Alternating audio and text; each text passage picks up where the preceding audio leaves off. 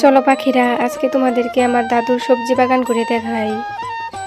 যেহেতু এখন রমজান মাস, তাই সারাদিন ঘরে শুয়ে বসে থাকতে অনেক বোরিং লাগছিল। তাই আজকে সন্ধ্যাবেলা একটু ঘুরতে বের হলাম। আগের যুগের সকলেই কিন্তু এইরকম সবজি চাষ করে খেত। তারা হাট বাজার থেকে সবজি কম কিনে খেত। আমার দাদুকে সবজি চাষ করতে মানা করলে সে বলে যে এটা তার প্রিয় একটা শখ। বৃক্ষরোপণ করে এইখান থেকে কিভাবে ফুল ফল সবজি ধরে এটা দেখতে নাকি তার অনেক ভালো লাগে, এবং হাতে বোনা সবজি খেতে তারা অনেক পছন্দ করে।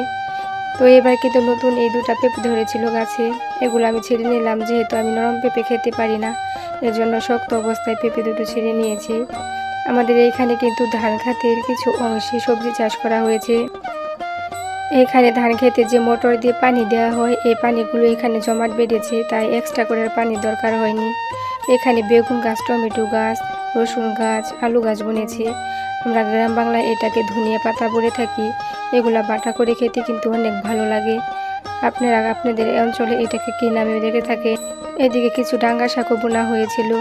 তো আজকের জন্য এই পর্যন্ত। অন্য কোনো ভিডিওতে সম্পূর্ণ বাগানটি ঘুরে দেখাবো। আল্লাহ হাফেজ।